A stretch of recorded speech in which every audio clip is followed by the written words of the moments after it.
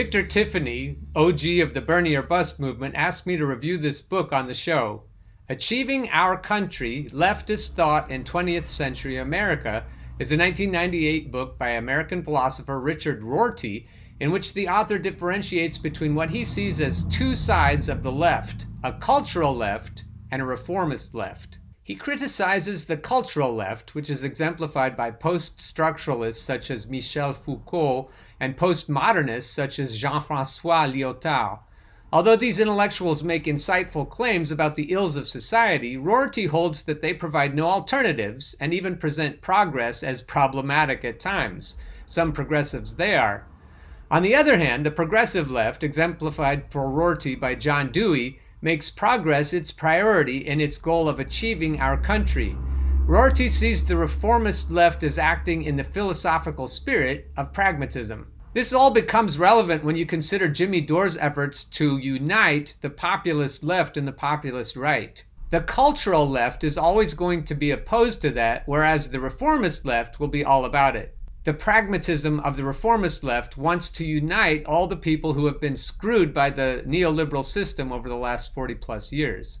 In correspondence from Victor, he says, I finished the 3 essays in Achieving Our Country. In the book, Rorty is advocating for something we, Victor and I, don't believe possible, reform without a revolution. So if you're reading this book by Rorty, you have to remember that he's not really coming out in favor of a true revolution, as would be, say, Chris Hedges. Victor goes on to say, this book still has its uses though.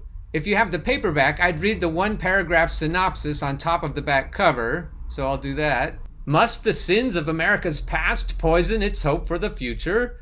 Lately, the American left, withdrawing into the ivied halls of academe to rue the nation's shame, has answered yes in both word and deed. In Achieving Our Country, Rorty challenges this lost generation of the left to understand the role it might play in the great tradition of democratic intellectual labor that started with writers like Walt Whitman and John Dewey. So that was the 1-paragraph synopsis on the top of the back cover, and then he says read pages 98 top to 101 bottom. The cultural left often seems convinced that the nation state is obsolete and that there is therefore no point in attempting to revive national politics. The trouble with this claim is that the government of our nation state will be, for the foreseeable future, the only agent capable of making any real difference in the amount of selfishness and sadism inflicted on Americans. That was good. Selfishness and sadism. It is no comfort to those in danger of being immiserated by globalization to be told that, since national governments are now irrelevant, we must think up a replacement for such governments. Now that's a little bit problematic. It's interesting the hue and cry from the left when the Washington Post mentioned that a lot of the protesters are suffering economic distress. They don't want to hear that. They don't want to acknowledge that the right and the left who are suffering economically could unite and then overthrow the government. Back to the book. The cosmopolitan super rich do not think any replacements are needed, and they are likely to prevail. Bill Readings was right to say that the nation state has ceased to be the elemental unit of capitalism, but it remains the entity which makes decisions about social benefits and thus about social justice. Exactly. The current leftist habit of taking the long view and looking beyond nationhood to a global polity is as useless as was faith in Marx's philosophy of history, for which it has become a substitute. Both are equally irrelevant to the question of how to prevent the reemergence of hereditary castes, or of how to prevent right-wing populists from taking advantage of resentment at that reemergence. And again, we see a little problem that he's also a little bit on the side of the cultural left without meaning to be. Back to the book. When we think about these latter questions, we begin to realize that one of the essential transformations which the cultural left will have to undergo is the shedding of its semi-conscious anti-Americanism, which it carried over from the rage of the late 60s.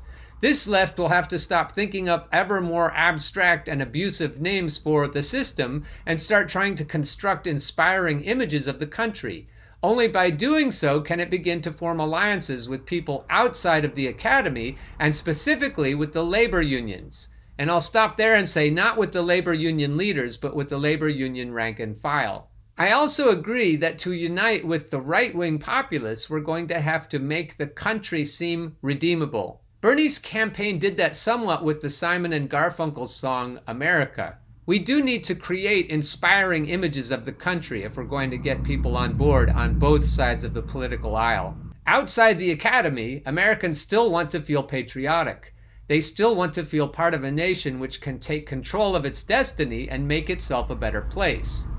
If the left forms no such alliances, it will never have any effect on the laws of the United States.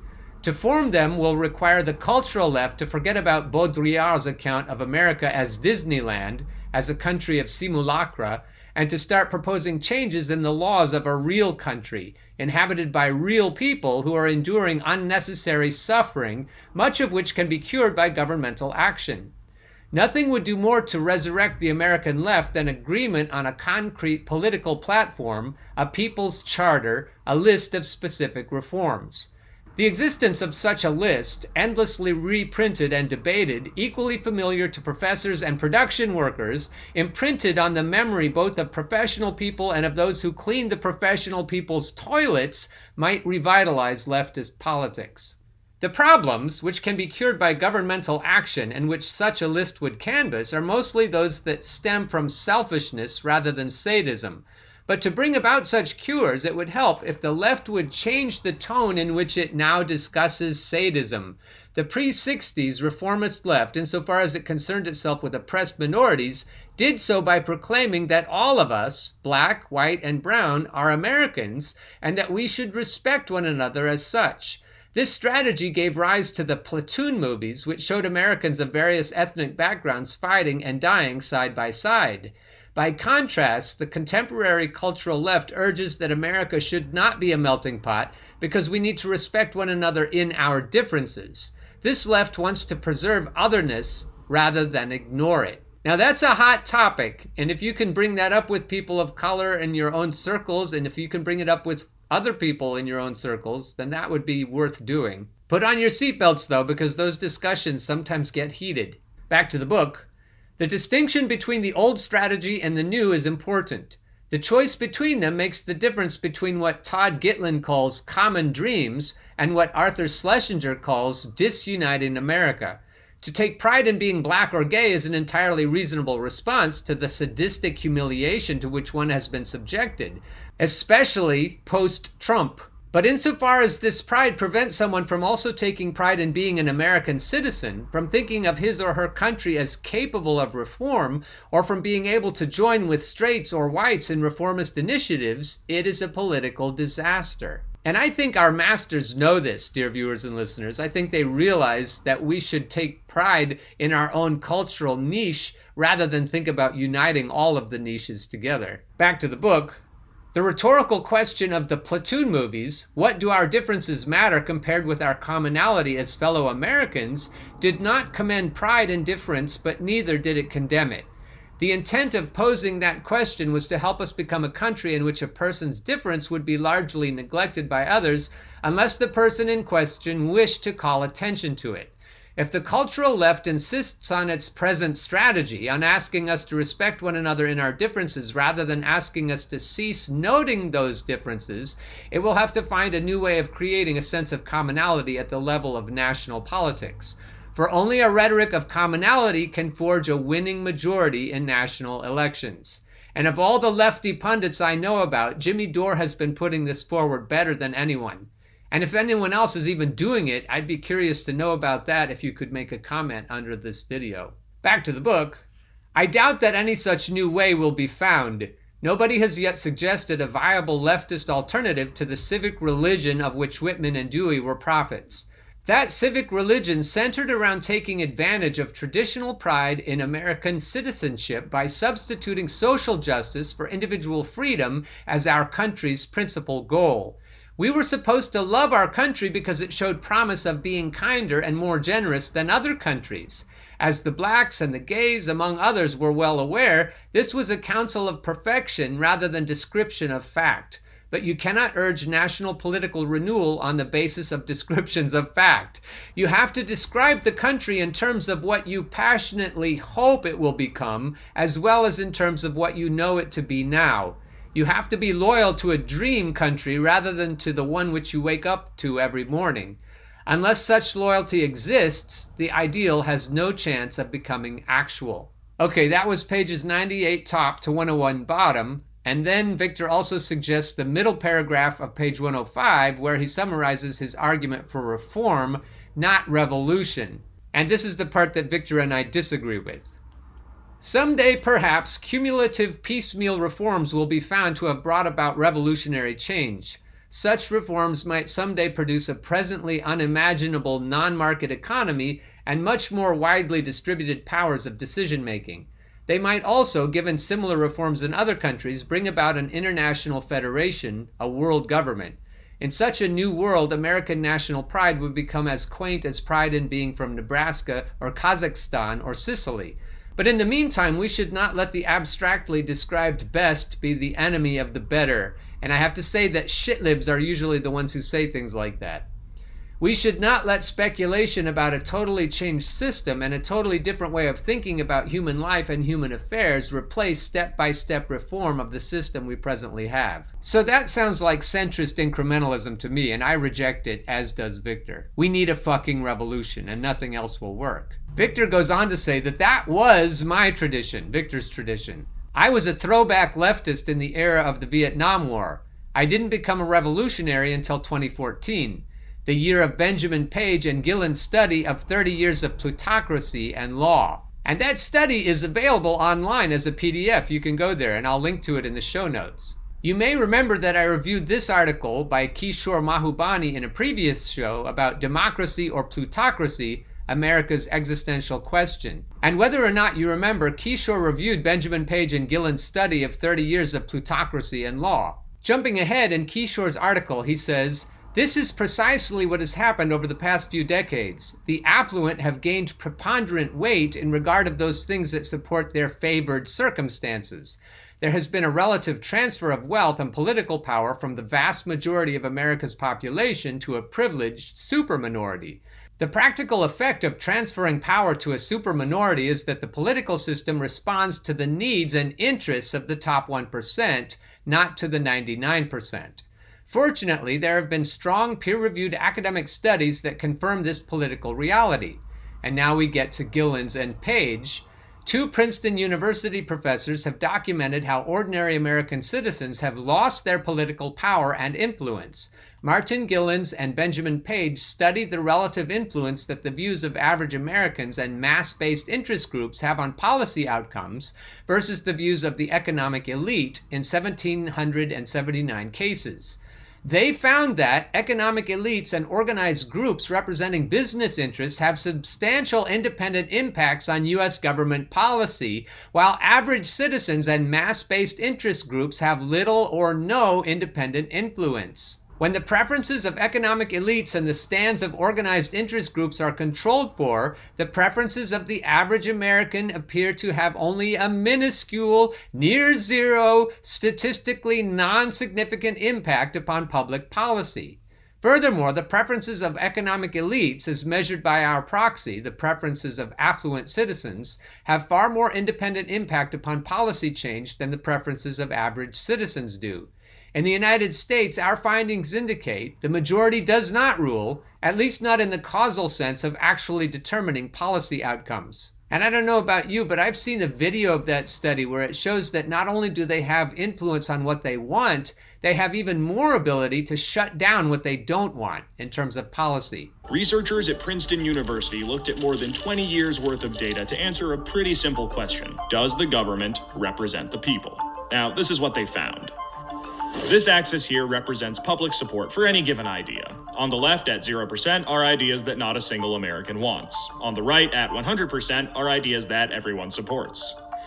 This axis represents the likelihood of Congress passing a law that reflects any of these ideas, from a 0 to a 100% chance.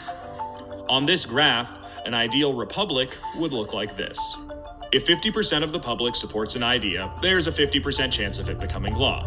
If 80% of us support something, there's an 80% chance. You get the idea.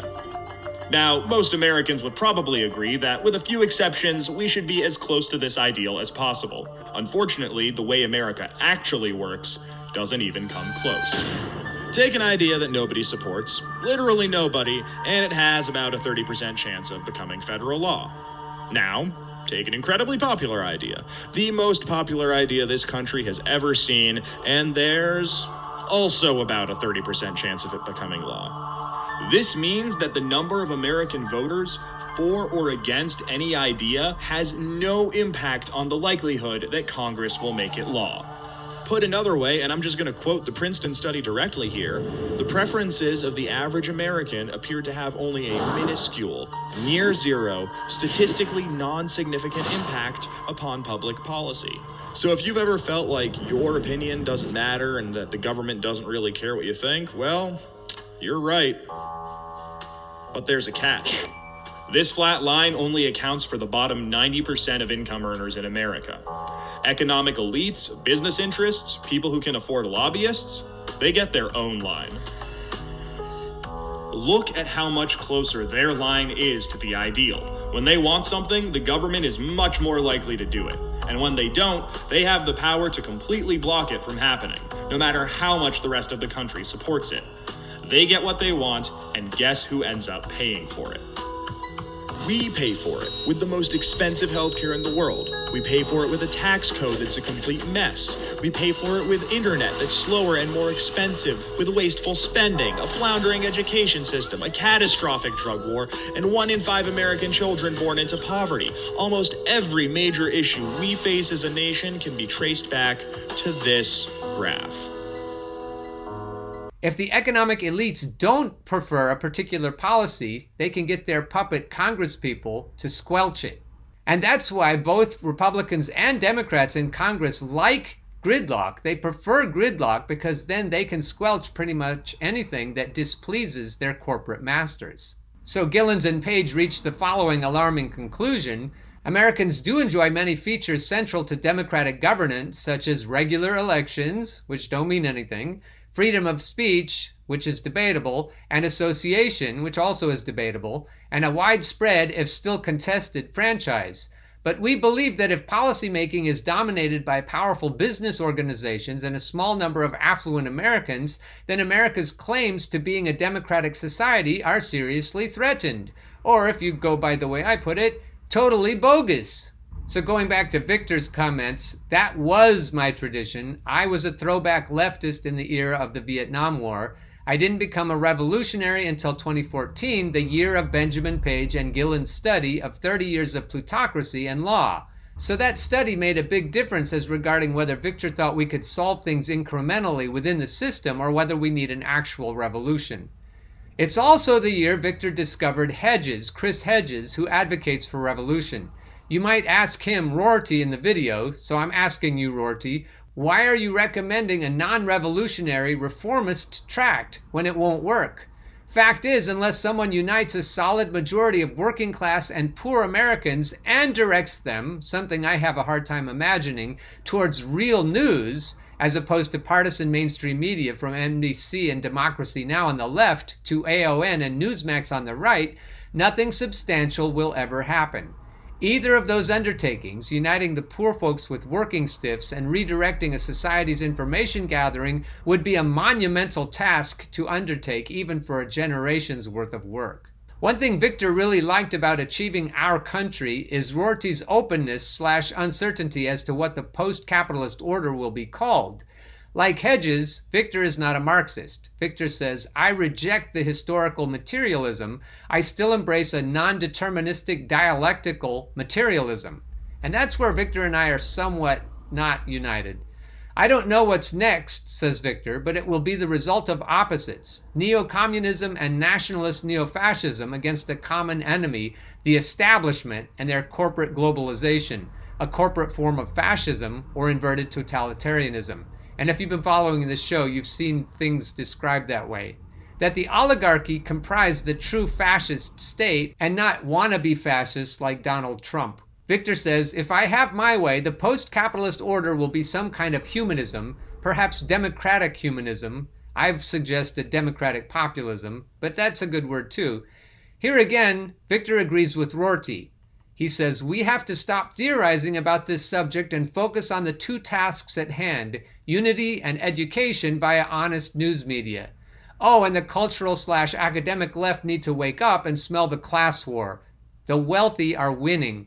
Rorty's main project is one I agree with. The problem I have with Rorty is he doesn't know for sure that he's on the side of the populist left. He seems to be vacillating between the cultural/academic side and the populist side. And the problem is that Rorty is an academic. And it's not easy for us academics to get down and dirty and truly grubby when it comes to populism. So I'll leave you with that conclusion. Yesterday I mentioned that I would start a Patreon account. I've done that, and I'll link to it in the show notes. I appreciate your encouragement to keep going with this, and I will keep going with this, but probably on a slightly less involved schedule. As I mentioned yesterday, my truck driving job has been taking more of my time because I need the money, and this endeavor has been demonetized by YouTube, and I doubt they'll ever want me to be monetized if they even allow me to stay on this platform. I'll remind you that on Odyssey, all of these shows are mirrored and you can go there to watch them. I now have 12 followers on Odyssey. I was discussing with Keaton Weiss yesterday that it may be impossible for me to ever replace my truck driving job with this because it's going to be a little bit of an uphill climb to get enough followers because the algorithms on YouTube are all against me. My click-through rate is very good, but they don't show my show to very many people out on the YouTube mainstream highway. But as you've told me in the comments and directly to me on Facebook, I appreciate the new friends I've added on Facebook in the last couple of days. I need to keep going because the number of people who are curating the information I am and who are commentating on it is very small. And that was not a "that's what she said" joke. I hope to see you next time, and thank you again for your support and encouragement.